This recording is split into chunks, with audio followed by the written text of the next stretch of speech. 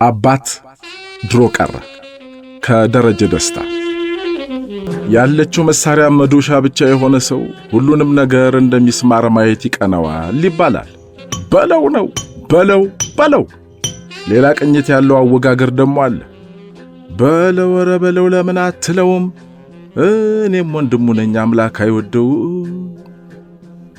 ይህ ደግሞ ሰብአዊነት መሆኑ ነው። ሰብአዊ መብት እያስከበሩ ወንድማማችነትን እየመሰከሩ ሲያገዳድሉ ደስ ይላል።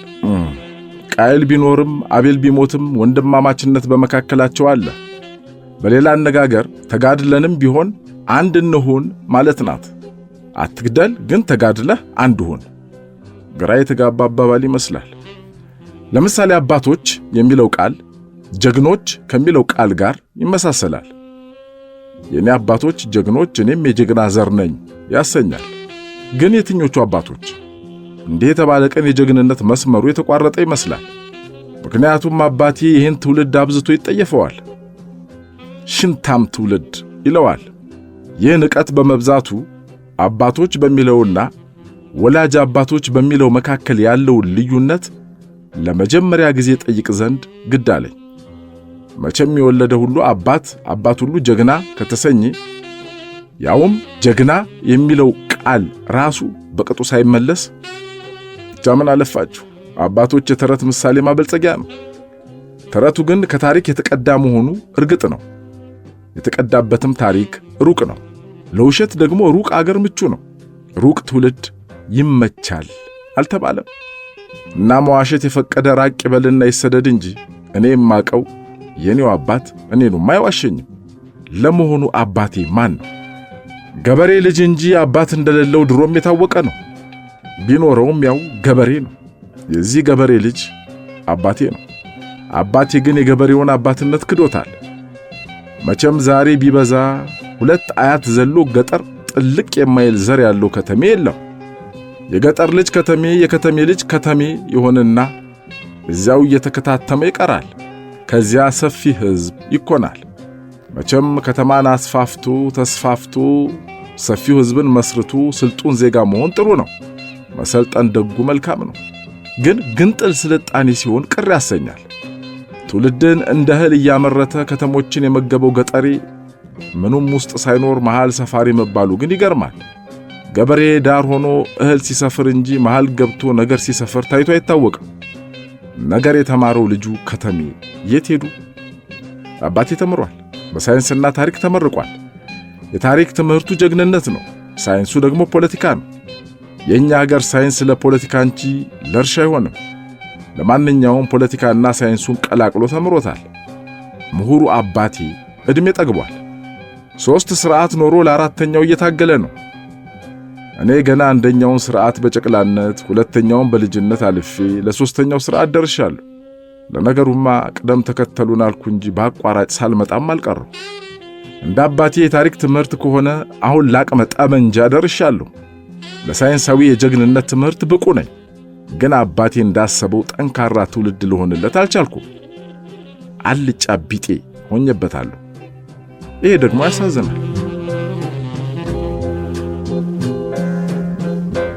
የኔ አባት ለዚች ሀገር ያዝናል። ይቺ ሀገር አልታደለችም። ብዙዎቹን ልጆቿን አስተምራ ለፕሮፌሰርነት አላበቃችም። ልጆቿ ደንቆሮች ናቸው። ታሪካቸው አይገባቸውም። ኢትዮጵያዊነታቸውን አያውቁም። ስለ ማንነታቸው አልተማሩም። ይህ ትውልድ የሥልጣንን ጣዕም አያውቅም። ዝም ብሎ ይገዛል። የሥልጣንን ጣዕም ለማወቅ መማር ያስፈልጋል። ድንቁርናው ዝም አሰኝቶታል። አይነሳም። አውቆ ሳይሆን ሳያውቅ ተኝቷል ይላል አባቴ። እኛ ድሮ ብሎ ይጀምርና በእርግጠኛ ሳንሆን አባቶቻችን እነሱም ሳይሆኑ አያቶቻችን እያለ የጀግንነት ታሪካቸውን ሲያወራ ጊዜውን እያራቀ ወቀሳውን ግን እያቀረበ ይኮንነኛል። ጠንሳሹ ደጋሹ እሱ ለሆነበት ነገር እኔን ይወቅሰኛል። ተጠንሳሹ ተደጋሹ ተወቃሹ እኔው መከረኛው ትውልድ ነኝ። አንድ ትውልድ ውስጥ በአንድ ዘመን እየኖሩ መወቃቀስ እንደ ሐረግ ሲመዘዝ ለመጣው ችግር እኔን መውቀስ ይገርመኛል። አባትን እየጠቀሰ ልጁን እየወቀሰ መኖር ከየትኛው ትውልድ የመጣ ብልጠት እንደሆነ ግራ ግብት ይለኛል። ዓለም ለዓለም ዞረው ወይም ጥጋ ጥጉ ስር ተወታትፈው ቀውጢውን ዘመን ካሳለፉ በኋላ ለምላስ የተመቸ ዘመን ሲመጣ አለሁ ማለት ያስተዛዝባል። ሞት በመስዋዕትነት መልኩ ሳይሆን በእድሜ ብዛት ወይም በጡረታ መልክ አሸምግላ ስትቀርብ ከ12 5 ጉዳይ ውስጥ 5ቷን ለታሪክ መድቦ ዘራፍ ማለት አይጉድ! በእርግጥ የገንዘብ አሮጌ አባት ባለጌ የለውም እንደሚባለው አባቴ ሊከበር ይገባዋል። ቢያንስ ብዙ የአያቶችን ተረት ነግሮኛል። ፈሪ ለእናቱ ይለኛል። ፈሪ ተራራ ነው ዘላለም ይኖራል፣ ጀግና ብርሌ ነው ቶሎ ይሰበራል ይለኛል። ይህን ተረት እውነት አድርጎት ሕይወት ሰጥቶት ኖሯል። ያልኖረውን ታሪክም እንዲሁ ያጫውተኛል። በርግጥ ሲያጫውተኝ ተረቱን ትቼ ታሪኩን እንደኖረው ነው። እሱ ያልኖረውን እኔ ማለት ነው እና ያጫውተኛል። መቼም ታሪክ ከጨዋታ አያልፍም። ቴዎድሮስ ሽጉጡን ቢጠጣ እኛም ታሪኩን ጠጣንለት እንጂ ታሪኩን አልደገምነውም። ግን እናከብረዋለን። እንዲህ አይነቱን ታሪክ በማክበርና ባለማክበር መካከል ያለውን ልዩነት ብናስበው ከቁጣ ያልዘለለ መልስ እጅግም አናገኝም። የኔና አባቴ ጠብም ይኸው ነው። ማክበርን በመፈጸም ብቻ እንዳረጋግጥለት ይፈልጋል። የቴዎድሮስን አርአያ ተከተል ይለኛል። እኔ ደግሞ እንደ ቴዎድሮስ ሽጉጥ የሚያስጠጣ እንኳን ባይሆን ቢያንስ በጨንገር የሚያስመታ ዘመን እስከ ዛሬ ሳይከሰት ኖሮ ነው ወይ አባዬ ዝም ያልከው ማለት ያልቀረም። በዚያ ላይ ታሪክ ራሱን ይድገም ባይታወቅም የእጩ ቴዎድሮሶች ቴዎድሮስን አለመድገም ግን ታይቷል። በርግጥ አደባባይ ወጥተው አይታዩ እንጂ በየጫካው የተገደሉ ስመ ቴዎድሮሶች ሞልተዋል። ከብዙ ቴዎድሮስነቶች መካከል ጥቂቶቹ ባዶ ሜዳ ላይ መቅረታቸውን ምናልባትም መታለላቸውን ጊዜ ሳያስገነዝባቸው አልቀረም። ለዚህም ይመስላል የዝሆን ጆሮ ማለታቸው። አልፎ አልፎም ቴዎድሮስ ምንድነው? ታሪክ ምንድነው? ኢትዮጵያዊነትስ የሚሉት ቴዎድሮስ ያደረገውን አድርጓል። ማክበርም ሆነ መናቅ አይለውጠው። የምንለወጠው እኛ ነን። በቴዎድሮስ ስም ስለ ታሪክ እንሰብካለን። ታሪክ ከመስበክ ታሪክ ለመስራት መዘጋጀት ይሻላል። ታሪክን ለታሪክነቱ ሳይሆን ግን ለዳቦነቱ፣ ለዛሬነቱ፣ ለሕይወት አንድነቱ፣ ለአፈቃቃሪነቱ መስራቱ ይሻላል። የታሪክ ተወቃሽ ላለመሆን የሚባልም ፈሊጥ አለ። ይህን ፈሊጥ ግን ገና ከልጅነታችን ጀምሮ ብንካነው መልካም ነበር። እንደ ንስሐ መግቢያ ተረፈደ መሯሯጡ ያሳዝናል። ምናልባት ታሪክ የማረካከቢያው ሰዓት በመቃረቡ ይሆን?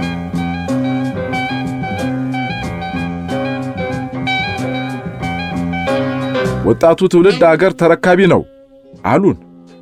እሺ ወዲህ በሏት አልናቸው። መጀመሪያ ጠብቋት አሉን። እንጠብቃት ሄደን የሚጠብቀው አላስጠብቃለን። አንተም ብቻ ጠባቂ ያደረገህ ማን ነው ተባለ። ጠባቂዎቿ በዙ። ጠባቂ ለጠባቂ ተጣላን። ለጠቡ አቅም አነሰን። ድረሱልን ብለን ተጣራን። ልክ ዛሬ የምትባለዋንና ያንም የነገሩንን ታሪክ እየጠቀስን ጮህን። አልሰሙንም። ለካ ታሪክን ይናገሩታል እንጂ አይሰሙትማ። ምክንያቱም ይላል አባቴ ታሪኩ ያልሰራው ለግል ለመጠቀሚያቸው ስለዋሉት ነው። ደግሞም የትናንቱ የኢትዮጵያዊነት ትግል የደርግ ስለሆነ አልደግፍህም ብዬም እንደነበር አትርሳ ብሎኛል። ቢያንስ ሌላኛውን የትግል መንገድ እንኳን ያኔም ቢሆን ሊጠቁሙኝ ይችል ነበር። ዛሬ ግን ሊያሳየኝ ቆርጦ ተነስቷል። ያውም ያንኑ የተቃወመኝም መንገድ ተከትሎ የደርግ አንድነት የውሸት ነው፣ የዛሬ የኔው አንድነት ግን የእውነት ነውና ተነስ አለኝ። እንዴ እኔ አንድነት እውነትና ውሸት አይገባኝም። ከልብ ብታስብበት አንድነት ምንጊዜም አንድነት ነው። ምናምኒት እንደው ሴራ ቢጤ ካለበት ግን ሞኝነት ውሏን አትስትም። መሬቲቷ እንደሆነች ጎማ የላትም፣ የትም አትሄድም። ሰዎቿም ቢሆኑ ከወደድኳቸው ይወዱኛል፣ ከተውኳቸው ይተውኛል። ከነካኋቸውም እንደያቀማቸው ምላሽቷን ይሰጡኛል። አንድ ብቻዬን አንድ ልሁን ካላልኩ በስተቀር አንድነቱ እነሱን መጨመር አለበት። ኢትዮጵያዊነትን ከአንዱ አንስቼ ለአንዱ የምሰጠው ወይም የምነፍገው ከሆነማ ኢትዮጵያዊውን አጉድሎ ኢትዮጵያዊ አንድነት እንዴት ይመጣል? በተረፈ ግን እኔ ኢትዮጵያዊ ነኝ። ለዚህ የታሪክ ትምህርትም ሆነ ወቀሳ ወይም ከሰሳ አያስፈልገኝም። ኢትዮጵያዊነት ስልጣን ማግኘት ወይም ማጣት ሳይሆን ደም ነው። የካደም ሆነ ያመነ ቃሉን ነው እንጂ እሱነቱን አይቀየርም። ወንበሪቷ ግን የንረትና የጥረት ብሎም የመስዋዕትነት ውጤት መሆኗን ጊዜ አፍንጫዬን ይዞ አሳይቶኛል። የኢትዮጵያውያን አለመሆኗን ግን ኢትዮጵያውያን እየነገሩኝ ነው። ወንበሯን ቢለቁ እንዴት ያሉ ወይም የተባረኩ ኢትዮጵያውያን እንደሚባሉ አውቃለሁ። ኢህአዴግ ጥሩ ኢትዮጵያዊ የሚሆነው ጥሩ ተሸናፊ ሲሆን ብቻ ነው የተባለበትን ያችን ትኩስ ጊዜ አስታውሳለሁ። እንዴት ወርቅ የሆነች አባታዊ አባባል ነበረች። ግን ምን ያደርጋል፣ አባት ድሮ ቀረ። አባት ድሮ ቀረ ባይ ልጆች ሁሌ የሚሏት አንዲት ቀልድ ነበረች።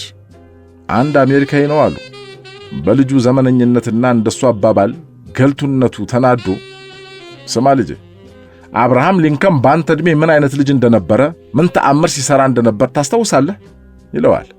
ልጁም ሲመልስ በርግጥ በኔ ዕድሜ ምን ሲሰራ እንደነበረ አላቅም፣ በአንተ ዕድሜ ግን ፕሬዝዳንት እንደነበረ አውቃለሁ ብሎ ትርፍ። አባት ድሮ ቀረ።